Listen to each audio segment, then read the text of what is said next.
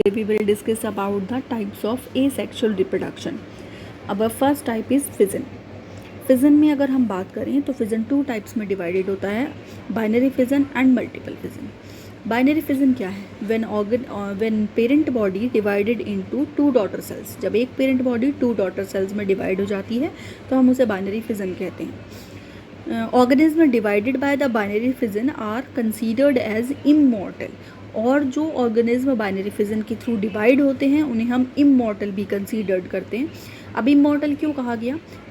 जैसे कि हमारा एक अमीबा है, बाइनरी फिजन के टू हम एग्जांपल्स कंसीडर कर सकते हैं, amoeba and paramecium. One of the example is amoeba. अब अमीबा है, अमीबा अपने आप को डिवाइड करता है through binary fission and it's divided into two body.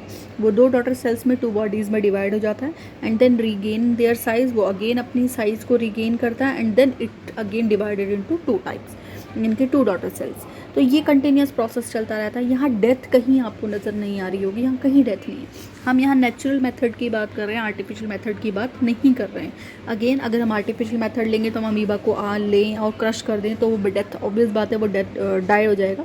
But हम यहाँ खाली नेचुरल मेथड को ले रहे हैं, तो that's why binary fission is also called immortal. अब second type is multiple fission.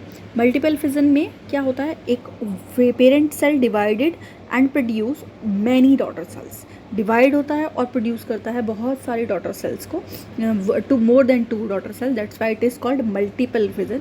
यहाँ जैसे हम एक ऑर्गेनिज्म लेंगे और एक ऑर्गेनिज्म क्या करेगा, उसका जो पहले न्यूक्लियाई डिवाइड होंगे, उसके न्यूक्लियस डिवाइड होंगे एंड देन उसके चारों तरफ लिटिल भी साइटोप्लाज्म जो है वो कलेक्ट हो जाएगा. एंड आफ्टर दैट जो पेरेंट बॉडी है उसकी जो आउटर सेल है वो रैप्चर हो जाएगी एंड वो एनवायरनमेंट में फ्री हो जाएंगे and again survive into the parent cell. तो ये जो डिवीज़न हुआ this is called multiple fission. और इसका कॉमन एग्जांपल हम प्लाज्मोडियम में देखने को मिलते हैं. प्लाज्मोडियम में हमें ये देखने को मिलता है. तो now come our next type, come on our next type, budding. Budding is the next type of the asexual reproduction. अब बडिंग क्या है? It is the outgrowth of the body. ये आउटग्रोथ है बॉडी की. इसके बेसिस पर ये कहाँ होती है? इसके बेसिस पर हम इसे अगेन टू टाइप्स में डिवाइड करते हैं, exogenous budding and endogenous budding. अब एक्सोजिनस बडिंग क्या हुआ? ये आउटग्रोथ बड है on the outer side of the body. Outer side, body की बाहर की तरफ अगर कोई ग्रोथ हो रही है तो इसे हम एक्सोजिनस बडिंग कहेंगे. इसका मोस्ट कॉमन एग्जांपल है यीस्ट एंड हाइड्रा.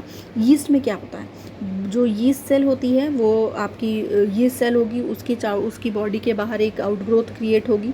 वो आउटग्रोथ सर्टेन साइज तक जाएगी एंड जब तक वो इंडिविजुअली सर्वाइव ना करे, इतनी पहुंच जाए, उसके बाद वो डी अटैच्ड हो जाएगी. और we see in the chains of budding, हम इसमें चेन ऑफ बडिंग भी देखने को मिलती है. और second example is hydra. Hydra में भी यही होता है. पेरेंट बॉडी हमारी क्या होती है? पेरेंट बॉडी होती है, उसके ऊपर एक आउटग्रोथ निकलती है. वो आउटग्रोथ भी एक सर्टेन साइज तक जाती है कि वो सर्वाइव कर सके इंडिविजुअली एंड देन वो डी अटैच्ड हो जाती है और फिर वो अगेन एक मेच्योर हाइड्रा की तरह, एक पेरेंट हाइड्रा की तरह सर्वाइव करती है.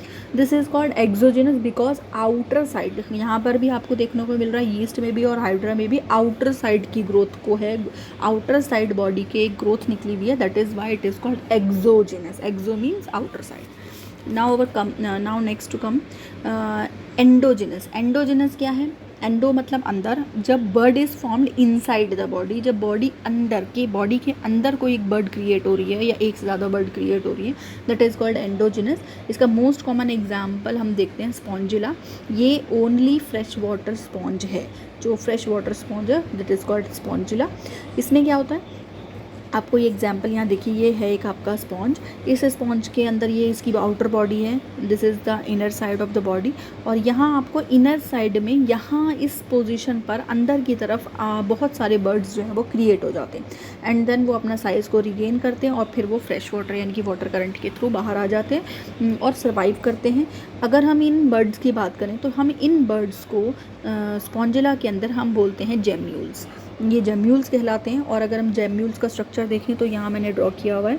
ये जेम्यूल का स्ट्रक्चर है. इसमें क्या होता है? इनर साइड एक अंदर न्यूक्लियस है. इसमें यहाँ पर अंदर बहुत सारे मास ऑफ सेल्स हैं. बहुत सारी सेल्स का एक मास है, ग्रुप है, गुच्छा है जो एक साथ अटैच्ड होता है एंड देन उसके चारों तरफ एक जिलेटिन की मेम्ब्रेन होती है जो इसे ड्राइनेस से बचाती है. अगर हम इस जिलेटिन की मेम्ब्रेन में देखें तो यहाँ एक निडल लाइक स्ट्रक्चर्स होते हैं, दैट इज़ कॉल्ड स्पाइक्यूल्स, जो इसे स्केलेटन प्रोवाइड करते हैं। एंड यहाँ एक